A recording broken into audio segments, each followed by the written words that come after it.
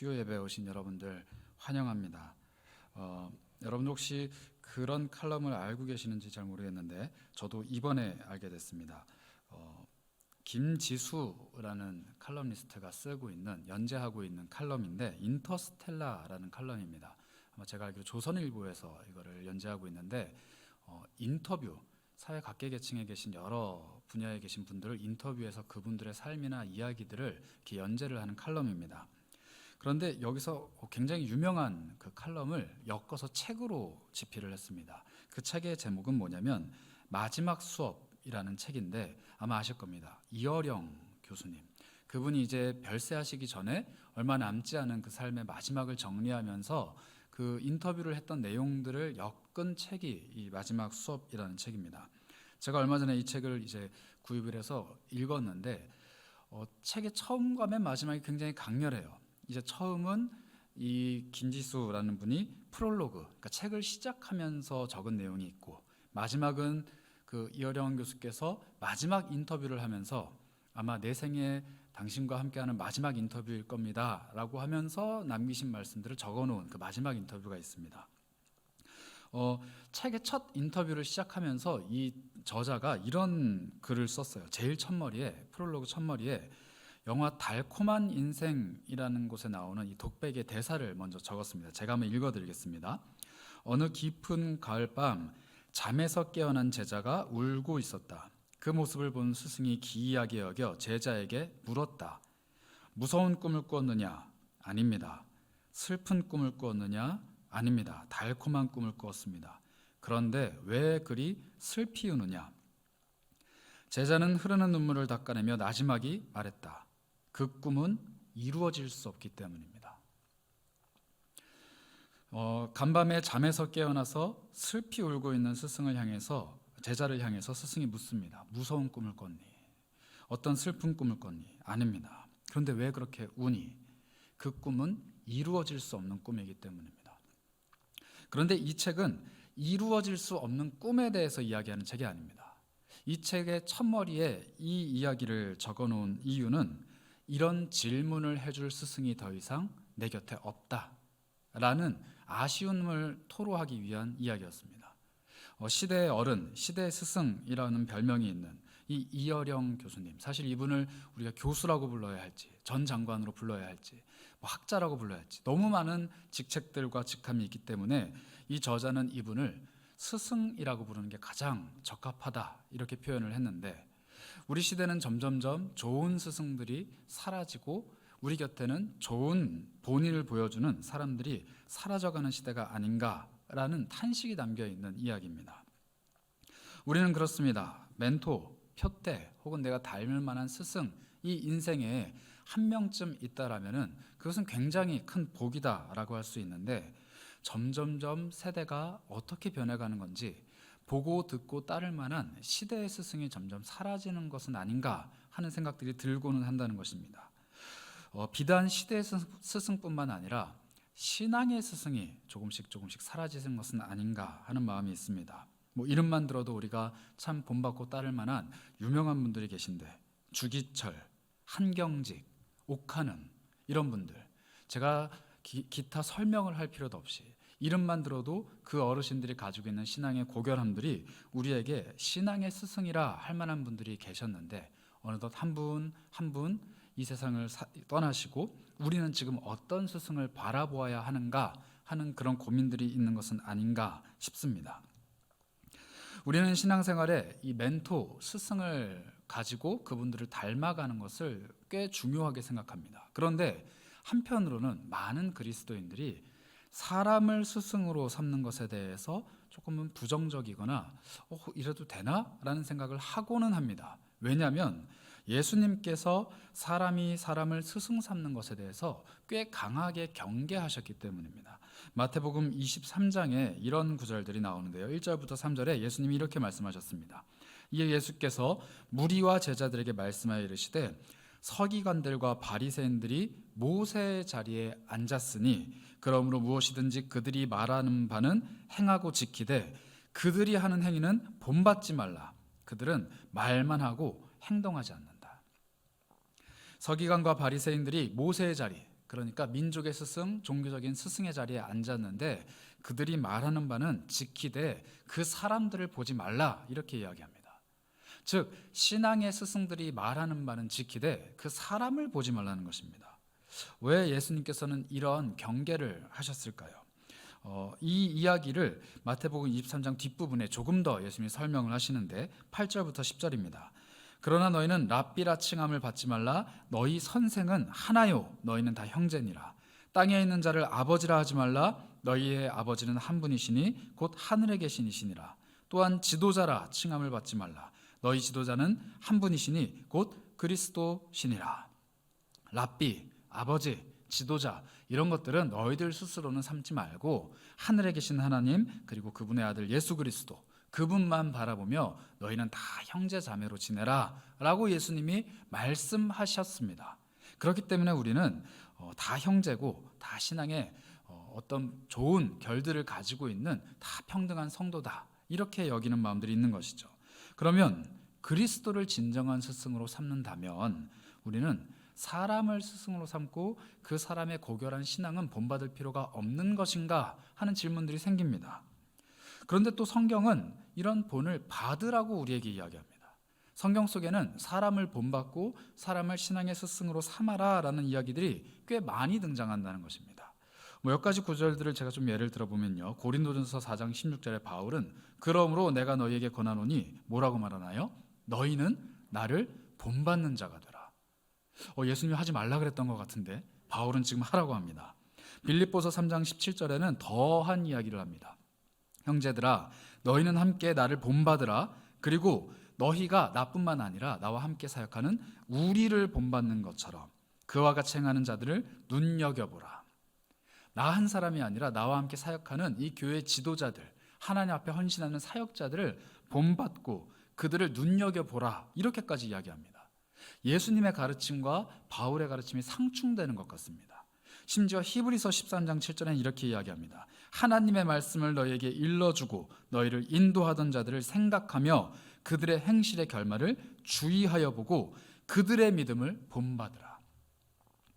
하나님의 말씀을 가르쳐준 분들의 믿음을 본받으라는 겁니다. 즉 여러분들께 복음을 전해드리는 분들 혹은 여러분들께 말씀을 가르쳐주시는 분들을 본받으라는 것이죠.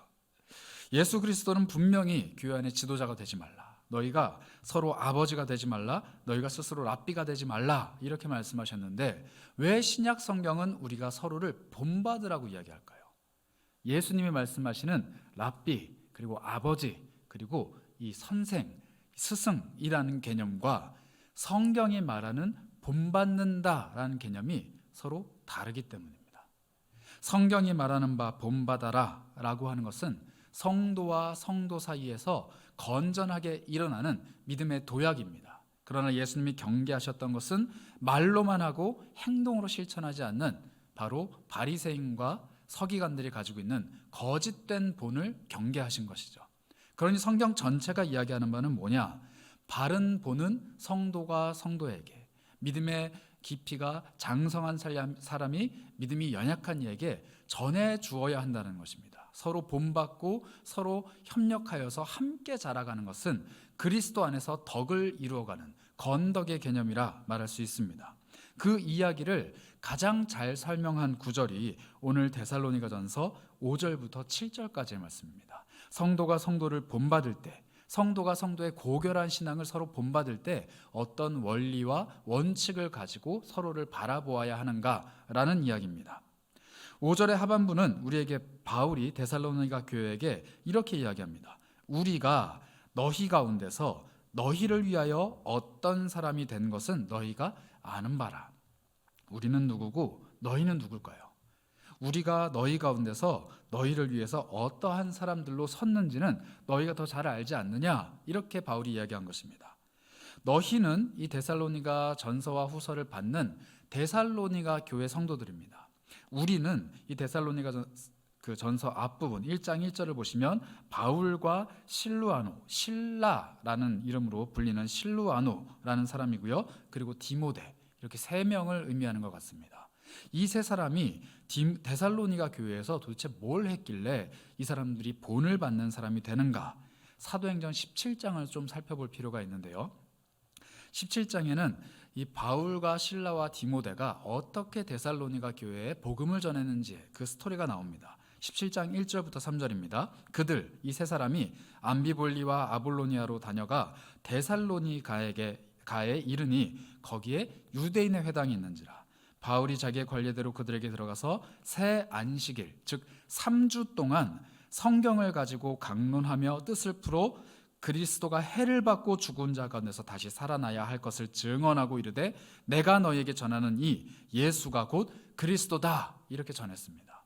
바울이 데살로니가라는 도시에 들어가서 3주 동안 유대인의 회당에 들어가서 복음을 전한 겁니다. 너희가 죽인 그리스도가 다시 살아나신 분이시고 그 그리스도가 바로 예수다라는 것을 전한 것이죠.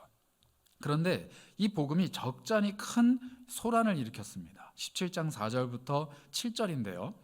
그 중에 어떤 사람 곧 경건한 헬라인의 큰 무리와 적지 않은 귀부인도 권함을 받고 바울과 실라를 따르나 그러나 유대인들은 시기하여 저자의 어떤 불량한 사람들을 데리고 때를 지어 성을 소동하게 하여 야손의 집에 침입하여 그들을 백성에게 끌어내려고 찾았으나 발견하지 못하매 야손과 및 형제들을 끌고 읍장들 앞에 가서 소리질러 이르되 천하를 어지럽게 하던 이 사람이 여기도 이름에 야손이 그들을 맞아들였도다. 이 사람들이 다 가이사의 명을 거역하여 말하되 다른 임금 곧 예수라 하는 이가 있다 하더이다 하니. 이게 무슨 말이냐면 바울이 복음을 전하니 헬라인과 귀부인들이 그 복음을 받아들였습니다. 그런데 어떤 사람들이 불량한 사람들을 데리고 다니면서 데살로니가 성 온갖 곳을 돌아다니며 바울과 실라와 디모데를 색출하기 시작합니다. 찾아다니는 것이죠. 왜냐?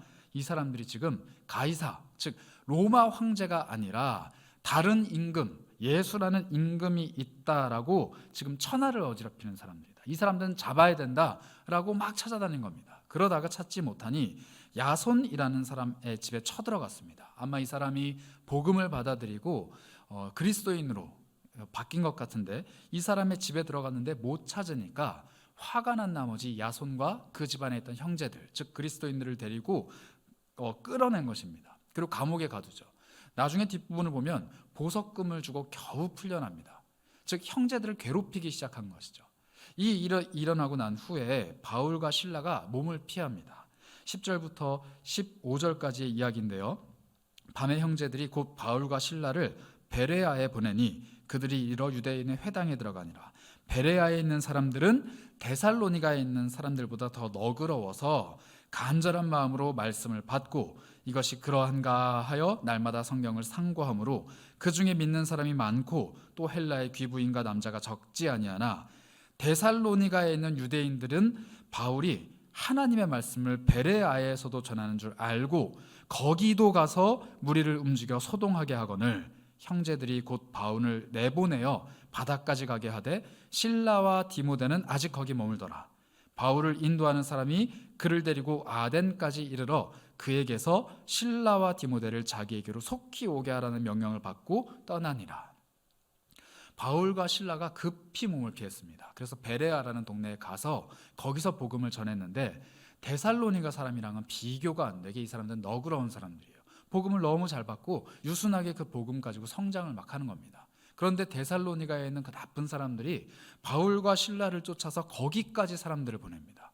그러니 믿음을 갖고 있는 형제들이 안 되겠다, 큰일 나겠다 싶어서 베레아에 있는 바울과 실라와 디모데까지 아테네까지 멀리 보냅니다. 심지어 실라와 디모데는 같이 동참을 하지도 못할 정도로 급하게 도망을 가게 된 것이죠. 우리가 만약에 바울이라면은 이 데살로니가라는 교회가 어떤 마음으로 다가올까요?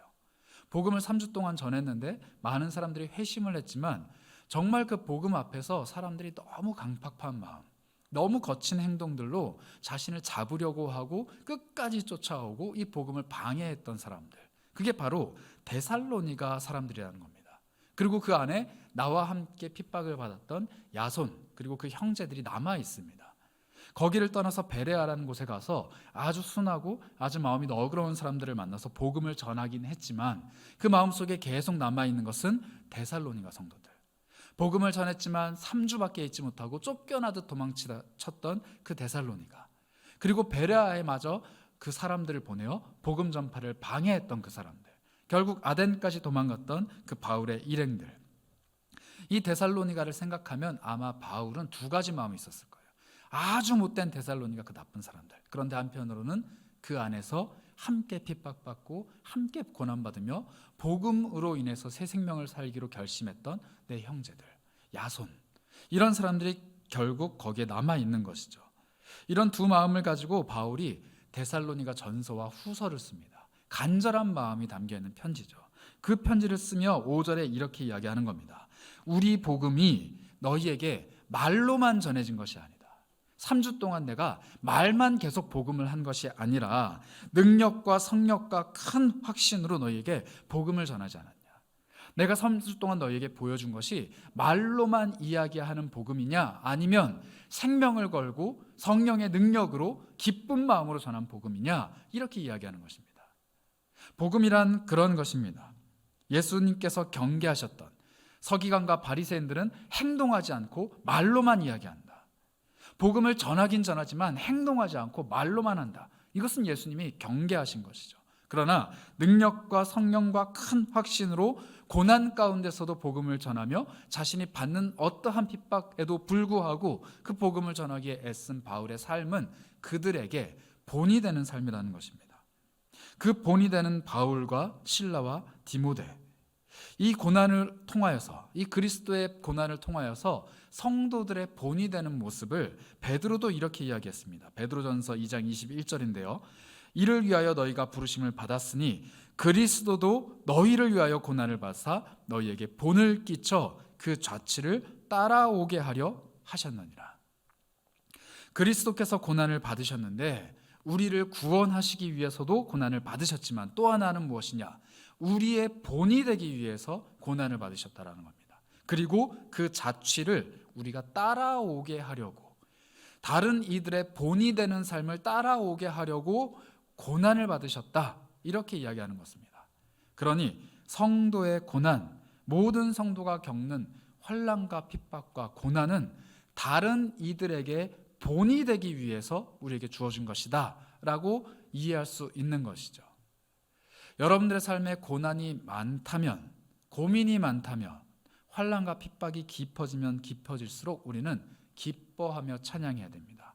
능력과 성령의 큰 기쁨이 우리를 반드시 일으켜 세우실 것이고, 그 고난을 통하여, 그 고난을 이겨내는 나를 통하여, 그리고 그 고난을 통해 나를 사용하시는 하나님의 손길을 누군가가 바라보고 나를 본으로 삼고 그리스도를 발견한다, 이 말씀입니다.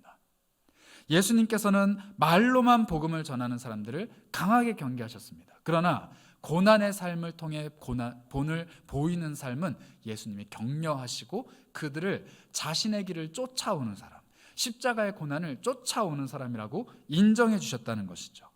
환난 받는 자들과 함께 환난을 받는 것, 이게 그리스도께서 본을 보이시고 또 우리가 본을 보이는 모습이라는 겁니다.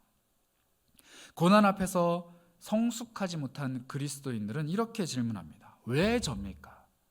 고난이 다가오면 왜 하필 저입니까? 이렇게 질문을 합니다. 그러나 고난을 통해서 다른 이들에게 본을 보여줄 수 있는 성숙한 그리스도인들은 무엇이라 질문하느냐? 왜 내가 아닙니까? 이렇게 이야기하는 겁니다. 내가 받는 고난 앞에선 감사할 뿐이고 다른 사람이 받는 고난 앞에서는 억울하고 오히려 탐이 나는 것이죠. 왜 내가 아니라 저 사람이 고난받습니까? 하나님, 나에게도 고난을 주셔서 나에게도 이 고난을 뛰어넘는 기쁨을 맛보게 하시고 이 고난을 통해 다른 이들에게 은혜를 끼칠 기회를 주시는 것, 왜 나한테는 안 해주십니까? 라는 고결한 또 높은 믿음의 고백이 있어야 한다는 것이죠. 이 고백은 사실 제 고백이 아니라 제가 아까 처음 말씀드렸던 이어령 교수의 고백입니다. 자신이 말년에 노년에 그리스도인이 되고 보니 사람들이 나쁜 일 앞에서 이렇게 얘기하더라. 왜 나냐? 왜 저입니까? 라고 신에게 묻더라. 그런데 내가 그리스도인이 돼 보니 그게 아니더라. 나보다 일찍 죽었던 내 딸이 고난이 다가왔을 때 이렇게 고백하더라. 하나님, 다른 사람이 아니라 나에게 이 고난을 주셔서 감사합니다. 그 딸의 모습을 보고 노년에 복음을 알게 된 이어령 교수가 이렇게 고백하는 것이죠. 고난을 피하지 마십시오. 그 고난이 왜 다른 사람에게 있고 나에게 없느냐라고 오히려 신에게 반문해야 됩니다. 그리고 다른 사람들이 받는 복 앞에서 왜 저 사람입니까? 왜 나는 아닙니까? 라고 질문하지 마십시오. 오히려 나에게 복이 다가올 때는 왜 하필 저입니까? 라고 반문하십시오. 이게 바로 그 어르신의 마지막 고백 안에 담겨 있던 고백이라는 것이죠. 여러분들은 고난이 다가올 때 어떻게 답변하십니까? 하나님, 왜 하필 나에게 이 고난을 주셨습니까? 나를 뭘 깨닫게 하시려고? 나에게 무슨 복을 주시려고 왜 하필 나에게 이 고난을 주셨습니까? 이렇게 자기중심적인 태도를 갖는 것은 중급입니다. 정말 고급 신앙은 무엇이냐? 하나님, 내가 이 고난은 이겨낼 수 있기 때문에 나에게 주신 것일 텐데 내가 이 고난을 통해서 누구에게 선한 영향력을 끼칠까요? 내가 이 고난을 통해서 누구에게 신앙의 본을 보여줄 수 있을까요? 내가 이 고난을 이겨내는 삶을 통해 누군가에게 좋은 영향력을 끼칠 수 있다면 하나님, 나는 이 고난을 부끄러워하지 않고 주님과 함께 너끈히 이겨내겠사오니 내가 이 고난을 이겨내는 것이 중요한 게 아니라 이 고난을 통해 다른 이가 용기를 얻고 하나님을 발견하고 하나님을 더 굳건히 믿게 나를 사용하여 주옵소서. 이게 고급진 신앙의 고백이라는 것이죠. 이 고난을 기쁨으로 이겨내며 순종하며 순응하며 받아들이는 이 자세를 가졌을 때 우리에게는 두 가지 유익이 있습니다. 하나는 내가 고난을 이겨내며 성장하는 것이고 다른 하나는 공동체가 함께 그 고난에 동참하며 성장하는 유익이라는 것입니다. 이 유익이 7절 말씀에 기록이 되어 있습니다. 그러므로 너희가 마게도냐와 아가야에 있는 모든 믿는 자의 본이 되었느니라.